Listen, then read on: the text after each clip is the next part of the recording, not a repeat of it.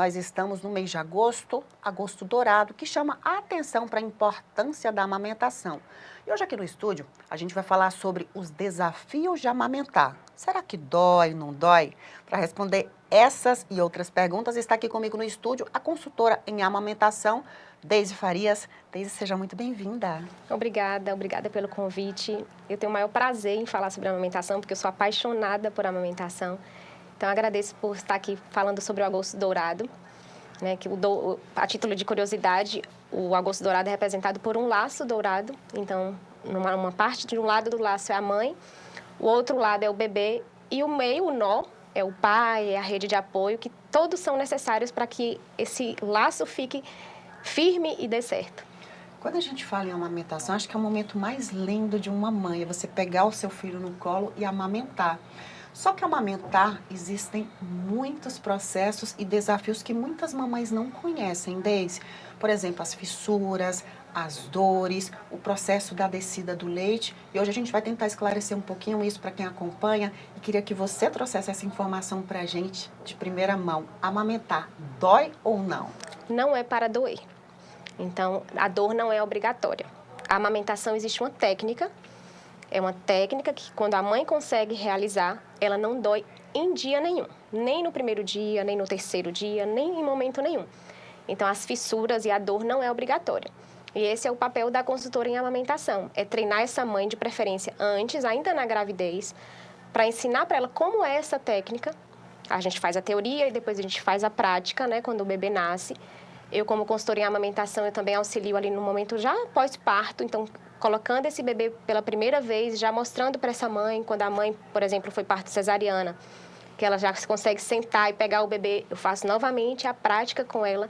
E assim, elas não têm nenhum tipo de dor, nenhum tipo de fissura, sangramento. Então, não é obrigatório, mas acontece quando a mãe não consegue posicionar o bebê da forma correta. Você trouxe um ponto importante, você falou de preparação, antes, durante e depois. Como é que deve ser a preparação da mama? Porque tem gente que tem bico, tem gente que não tem bico. Isso interfere? Pode interferir, mas não é decisivo. Sobre preparo. Então, durante a gravidez, o único preparo é estudo, conhecimento. Se puder fazer uma consultoria ou assistir vídeos, né? Na internet hoje a gente tem muito material, muita consultora que grava vídeo. Então, a mulher precisa se informar. Então, aquilo de tomar sol, passar bucha vegetal ou passar creme de lanolina, é totalmente... Muito mito, né? Muito mito. E ainda acontece até hoje, e profissionais ainda orientam por desatualização mesmo.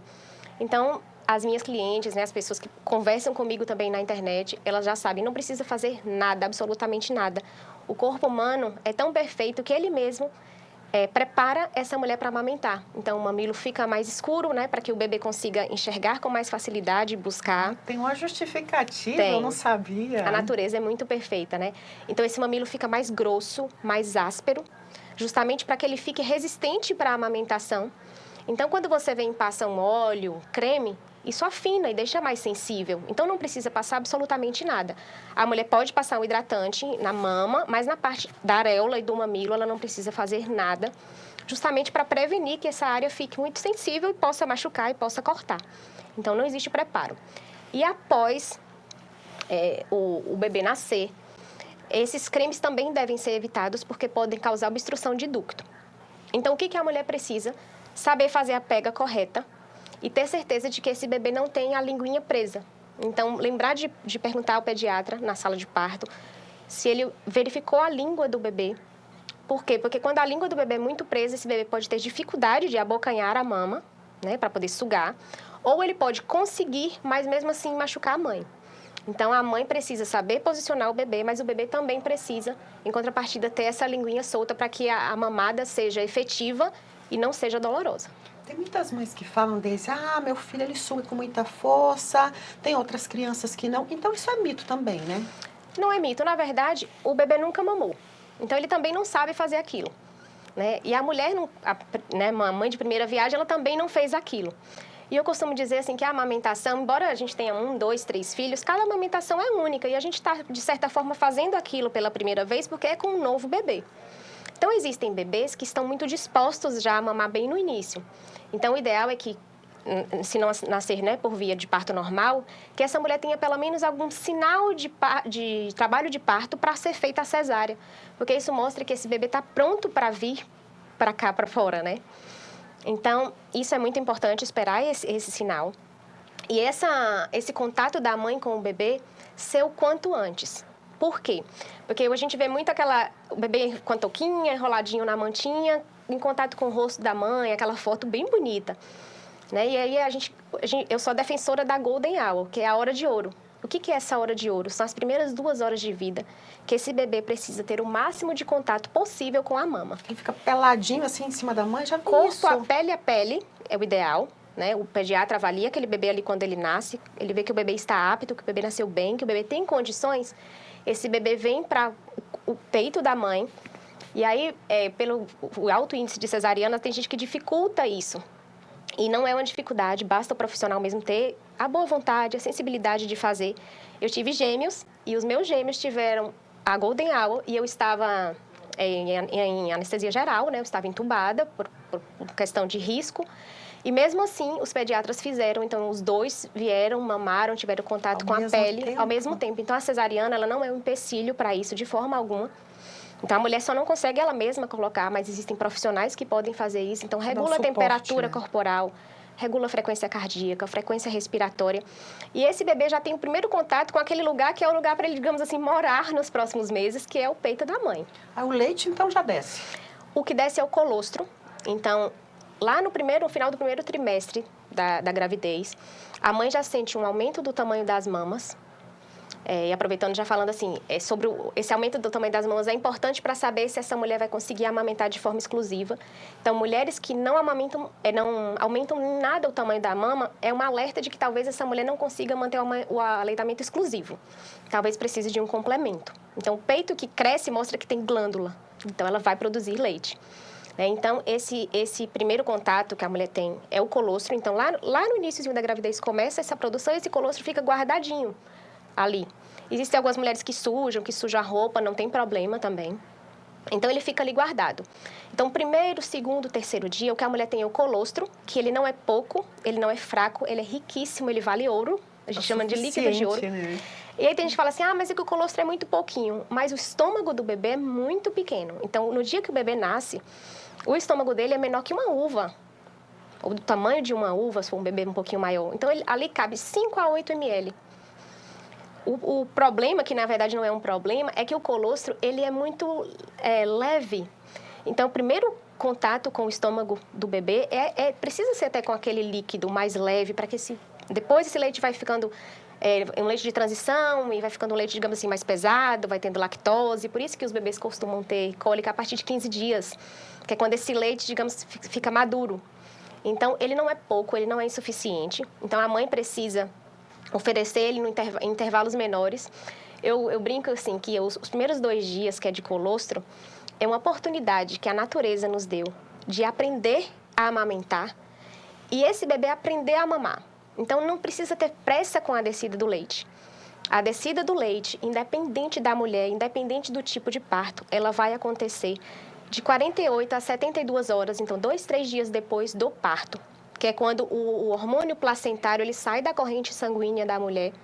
E aí, então, os hormônios da prolactina e ocitocina que produzem, eles são, digamos assim, soltos. É como se eles ficassem presos pelo hormônio placentário. Então, eles são soltos e aí a mulher começa a produzir esse leite. Então, não tenham pressa de descer o leite, porque o estômago do bebê é muito pequeno.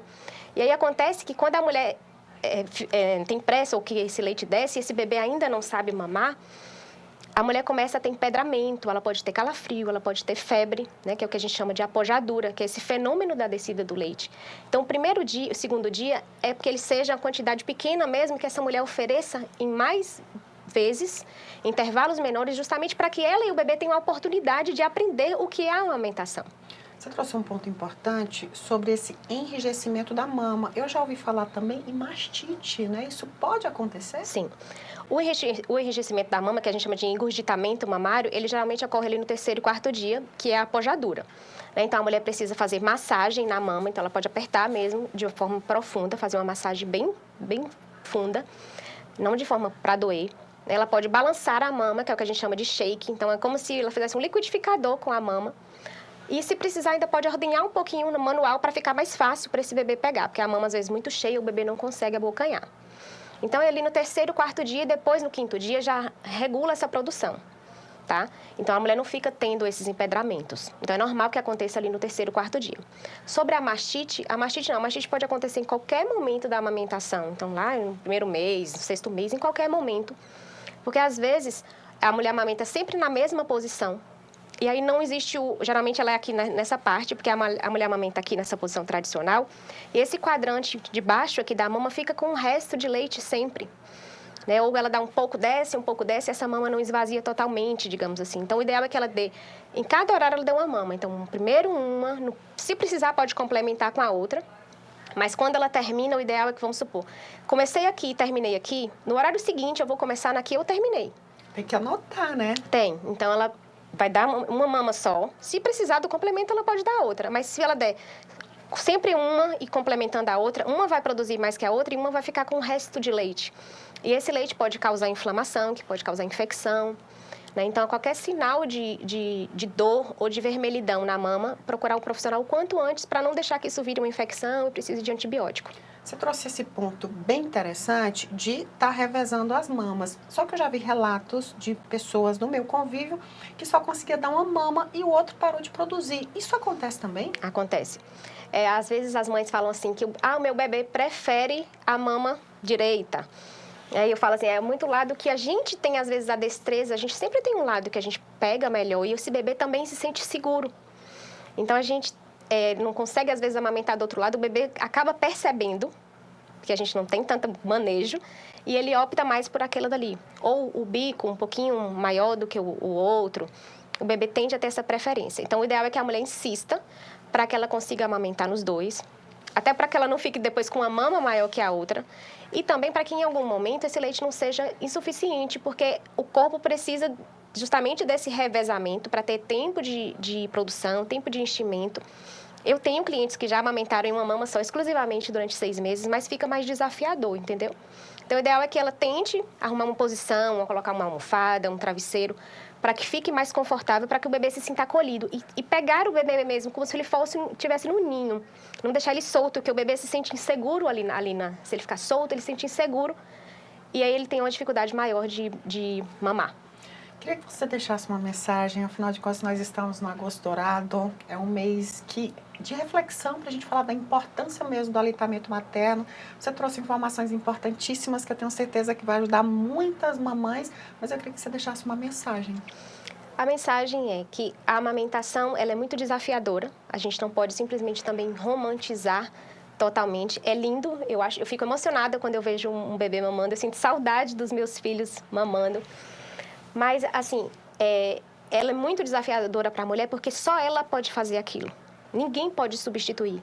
O banho, troca de fralda, tudo pode ser substituído, mas a amamentação não. Então, a minha dica é se cerquem de informações de qualidade, porque muitas vezes a rede de apoio não é a melhor fonte de informação, a nossa mãe, a nossa avó. Né? Elas vão dizer justamente que doeu, mas que depois passa, não é para doer, não é para machucar. Então, se cerquem de informações e deleguem o máximo de atividades possíveis para a rede de apoio e peçam ajuda. Porque muitas vezes, né, eu vejo na prática atendendo, as mulheres esperam que o marido traga um lanche, traga uma água, ofereça ajuda, mas imagine, antes ele não tinha esse hábito de te oferecer água, de te oferecer ajuda, então peça ajuda para a sua rede de apoio. Enche minha garrafa de água para mim, que eu estou aqui com o bebê. Você consegue trazer um lanche para mim, que às vezes eu vou comer aqui mesmo, amamentando. Fica com o bebê um pouco para eu dormir. Então, para que essa mulher consiga delegar funções para outras pessoas, para fazer o que exige dela, que só ela pode fazer. Lógico que às vezes a gente não vai conseguir, né? Mas a gente estabelece prioridades e se for para a mulher uma prioridade amamentar, que ela busque ferramentas para conseguir e que se ela também decidir que não vai amamentar, também está tudo bem. Né? A gente fala muito assim de que a amamentação aumenta o vínculo entre a mãe e o bebê. Eu acho isso, de certa forma, um pouco exagerado, sabe? Isso faz com que as mulheres se cobrem muito, se sintam cobradas mesmo para amamentar. E a amamentação precisa ser algo prazeroso, precisa ser algo leve. Né? Então, tem mulheres que, às vezes, têm pouca produção de leite, elas querem amamentar exclusiva a qualquer custo. Isso, o bebê chora de fome. Então, a gente precisa também ser um pouco mais flexível com isso, tirar esse peso da mulher, incentivar, mas, né, ajudar ela com as dificuldades, mas que ela entenda que ser mãe é além de amamentar, né? Então, o seu bebê quer colo, ele quer ser acolhido, ele quer chorar e ser atendido. E, se possível, amamentar. Queria muito agradecer a sua participação. Muito obrigada. Eu que agradeço.